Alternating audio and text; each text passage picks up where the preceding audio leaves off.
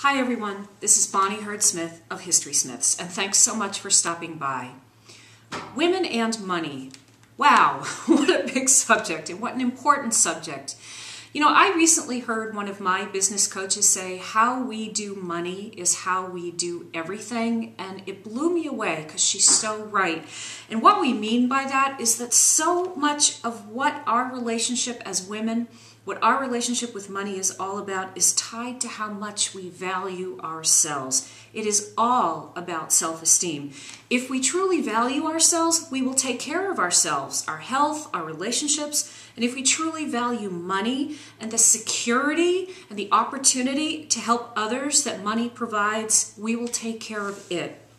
But here are some of the issues we need to be honest about and deal with as women today, and most especially for the girls and young women in our lives, so they don't have to struggle as much as we did. You know, growing up, girls still get the message that their financial security is tied to a husband. The message comes from family, from society. I mean, it really is everywhere, even today in 2011. And this really has to stop. It tells girls that we are not independent, capable, responsible caretakers of our own lives. It tells us we are not as valuable as boys are, as workers, as entrepreneurs, as business owners, or as philanthropists. And this is just wrong, and we know it.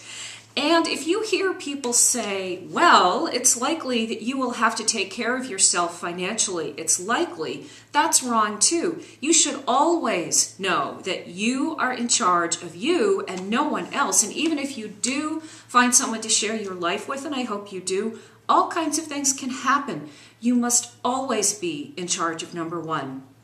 You know, your whole life will be happier if you believe this. You will be less worried and more productive and successful. I promise you, I promise you.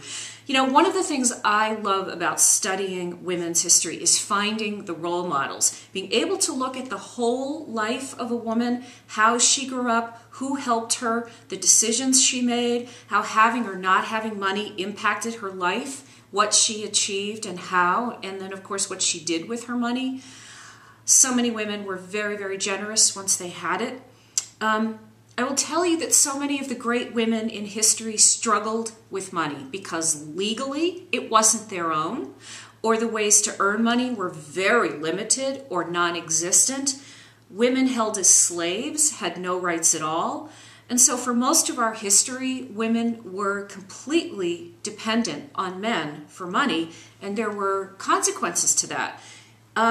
Even today, it is the #1 reason given why women stay in abusive relationships. So this is really serious stuff. But the good news about today is that women have so much more freedom of choice when it comes to earning money, to managing money, and voting. So we have the right to tell politicians what they can and cannot do with our money. But you know, that long history behind us still creeps in. And even when we have issues around money, it's not our fault. There's history behind there that got us to where we are today. So it's not your fault. We still get these messages when we are young, and then when we do enter the workforce or start our own businesses, many women struggle with accepting low pay, undercharging, over-delivering, and taking care of everyone else first, and having very little in the bank to show for it. Does this sound familiar? You know, we all want to be of service in some way, especially women. It's in our DNA, and it's a wonderful quality that we all have. But there is a big difference between being of service and being in servitude. You have to be in service for yourself first. I've just been learning this, because you cannot serve others if you are broke, exhausted, and frustrated. You simply can't. Now, another thing that I've been learning about women and money that I really wanted to share with you is, in poll after poll, the #1 reason women say they want money is security, which makes total sense. Again, it's in our DNA. It's who we are. But what the actions women take with their money actually undermine our security. When we settle for low-paying jobs or undercharging clients, when we don't save, when we don't plan, we are sabotaging our security. we are risking our home, our health, and our ability to take care of our families. Isn't that amazing? We sabotage the very thing we crave. Judith Sargent Murray, just to give a little snippet of history, Judith Sargent Murray, the great women's rights champion from Gloucester, who I've been studying for many years, in 1793 urged women to reverence themselves. Those are the words she used. And she urged the parents of girls to teach them to reverence themselves. If she were here today, she would still be saying it.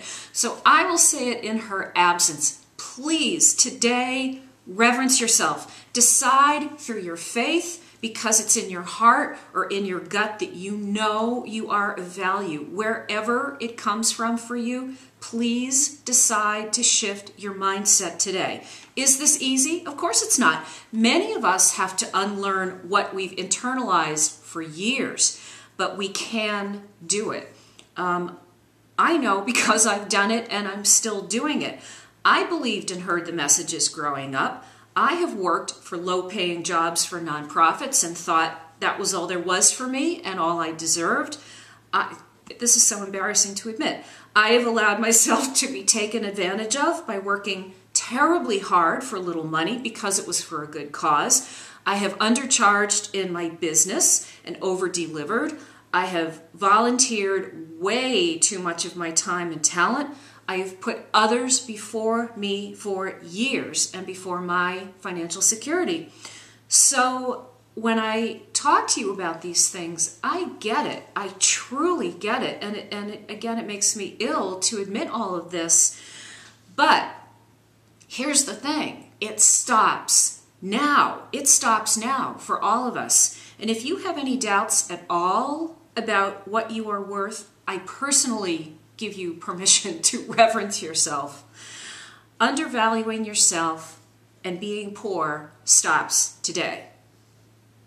Open a savings account at your bank or credit union and find someone to talk to there who can advise you for free about investing. That's why they're there. Or find a money coach or a financial advisor. There are lots of great people out there. Set money goals for yourself, which is really exciting to do. Why do you want the money? Security, home, family, why? You know, your own business, very exciting stuff. And do not be embarrassed about asking questions, okay? Taking action is an act of courage, and you will find that good things come your way when you take charge and when you take care of yourself. You were not put on this planet to be kept down. You were not. You were put on this planet to use your gifts. You deserve a life of security and happiness. Please grab hold of it today and take hold of your money. It's your money. It's your life, okay? Today is different. Starting over. This is Bonnie Hurd Smith of History Smiths, signing off. Thanks so much for listening.